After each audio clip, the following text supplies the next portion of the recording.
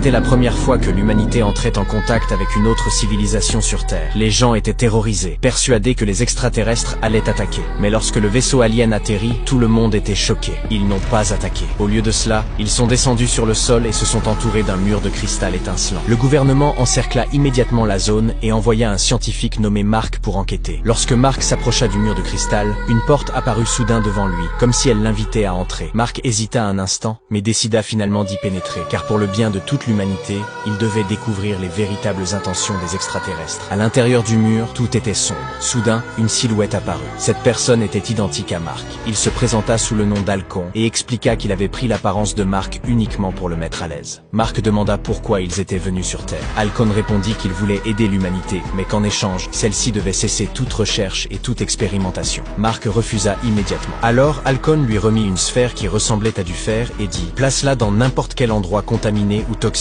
de la Terre. Elle n'endommagera pas la planète. Si nous avions voulu vous faire du mal, nous l'aurions déjà fait. » Mark prit la sphère. Les autres scientifiques étaient effrayés, mais Jack affirma que si les extraterrestres avaient réellement de mauvaises intentions, ils n'auraient pas besoin d'attendre le consentement de l'humanité. Finalement, tout le monde parvint à un accord. Ils décidèrent de faire un test dans une centrale nucléaire abandonnée où il n'y avait aucune trace de vie. Dès que la sphère toucha l'eau contaminée, la Terre se mit à trembler. Une fumée verte s'éleva vers le ciel. Tous pensèrent qu'il s'agissait d'un gaz toxique, mais lorsque le brouillard se dissipa, cet endroit autrefois stérile et désolé s'était transformé en une forêt dense. L'air était pur et frais, et un parfum doux flottait entre les branches. Les analyses montraient que le sol avait été entièrement purifié. Les gens ont commencé à croire qu'Halcon avait peut-être de bonnes intentions. Cependant, tandis que Mark envisageait cette nouvelle alliance, quelque chose de bouleversant se produisit. Un ancien vaisseau, disparu depuis un an, réapparut soudainement. Les astronautes ont été accueillis en héros, mais au moment où ils ont entendu le nom d'Halcon, leurs visages devinrent instantanément pâles. Ils révélèrent qu'ils avaient visité une planète